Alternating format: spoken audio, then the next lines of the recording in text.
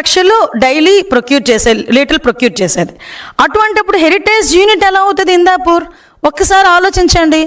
Heritage unit అని మాట్లాడతావు. ఇంకొకటి, యాక్చువల్గా ఇందాపూర్ అన్నది ఈ కన్స్యూమర్ మార్కెటింగ్ చేయదు, సాధారణంగా బల్క్ మార్కెటింగ్ చేస్తుంది. దట్టు ఏంటంటే ప్రొడక్షన్ ఎక్కువ. అది ప్రొడక్షన్ చేసి కంపెనీస్కి ఇస్తే కంపెనీస్ వాళ్ళు కన్స్యూమర్ మార్కెటింగ్ చేసుకుంటారు. ఫర్ ఎగ్జాంపుల్ వీళ్ళు ఏం చేస్తారంటే లేబులింగ్ అంటే ప్రొడక్షన్ వాళ్ళు చేస్తారు. లేబులింగ్ అంటే ఇప్పుడు హెరిటేజ్ కంపెనీ ఈ ఇందాపూర్ కంపెనీస్ దగ్గర నుంచి చీజ్ అని, పన్నీర్ అని, నెక్స్ట్ ఇంకొకటి ఏంటంటే టెట్రాప్యాక్ మిల్క్స్ సంబంధించినవని ఇలాంటివి కొనుగోలు చేస్తుంది. హెరిటేజ్ కొనుగోలు చేస్తుంది. హెరిటేజ్ అన్న కంపెనీ ఇప్పటి వరకు ఏ కంపెనీకి కూడా గీ సప్లై చేయలే. హెరిటేజ్కి ఓన్ గీ మ్యానుఫ్యాక్చరింగ్ ఉంది. హెరిటేజ్ కంపెనీ గీ కూడా ఎప్పుడూ బల్క్గా ట్యాంకర్స్తో ఎక్కడికి పంపించలే. అది ఓన్లీ కన్స్యూమర్కి మాత్రమే అది సప్లై చేసే పరిస్థితి. కన్స్యూమర్ మార్కెటింగ్ మాత్రమే చేస్తారు. ఈ విషయం చిన్న పిల్లోడిని అడిగినా చెప్తాడు.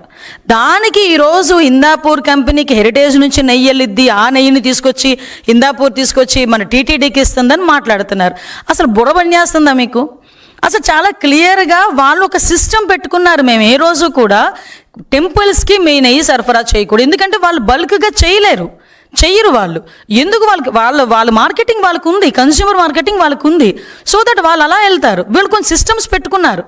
అంటే ఒక సైద్ధాంతికంగా వెళ్ళాలి అనే ఉద్దేశం హెరిటేజ్ కంపెనీ వాళ్ళకు ఉంది కాబట్టి అలా వెళ్ళారు.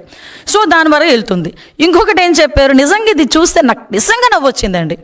2015లో అంట అతనికి 300 రూపాయలకో 280 రూపాయలకో నెయ్యి ఇచ్చారంట.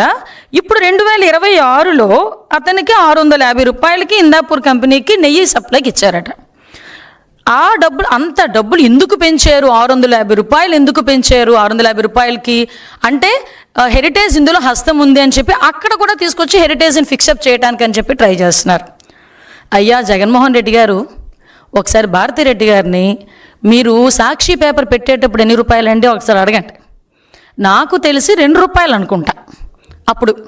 ఇప్పుడు ఎంతో అడగండి ఒకసారి. అదే 2 రూపాయలకు అమ్ముతున్నారా, లేకపోతే 6.5 రూపాయలకు అమ్ముతున్నారా సాక్షి పేపర్ని? ఒకసారి కనుక్కోండి. మరి 2 రూపాయల నుంచి 6.5కి ఎందుకు చేశారండి? ఎవరు జేబులు నింపుకోవడం చేశారు? అదేవిధంగా భారతీ సిమెంట్స్ నాకు తెలిసి 2014 ఆ టైంలో 250 రూపాయలు అనుకుంటా, ఇప్పుడు 450 రూపాయలు. మరి ఎందుకు పెరిగింది? అంటే 2015లో పాల ప్యాకెట్ ధర 19 రూపాయలు ఉంటే 2026కి పాల ప్యాకెట్ ధర 40 రూపాయలు. అబ్బా, పాల ప్యాకెట్ ధర పెరిగితే ఆటోమేటిక్గా నెయ్యి ధర పెరిగిద్ది కదా.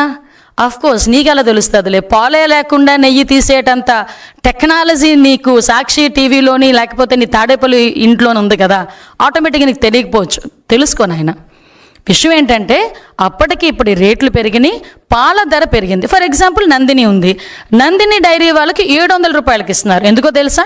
కర్ణాటకలో పాల ధర ఇంకా ఎక్కువ కాబట్టి అక్కడ ఎక్కువ కాబట్టి 700 రూపాయలకి సప్లైకి ఇచ్చింది ఇదే టీటీడీ. మరి దాని గురించి ఎందుకు మాట్లాడట్లా? అంటే విషయం ఏంటంటే ఇప్పుడు ఇంకొకటి, ఇందాపూర్ కంపెనీకి సంబంధించి మీరు చెక్ చేసుకుంటే సుమారుగా నందిని డైరీకి 40 లక్షల లీటర్లకు సంబంధించి గీ సప్లై ఆర్డర్ ఉంటే ఇందాపూర్కి 5 lakhs. నిజంగా హెరిటేజే ఇన్వాల్వ్ అయ్యింది అనుకుంటే ఆ 50 లక్షలు హెరిటేజ్ ఇందాపూర్ తీసుకోలేదా? ఆ చిన్న లాజిక్స్ ఎందుకు మిస్ అవుతున్నావు అబ్బా? అదొకటి.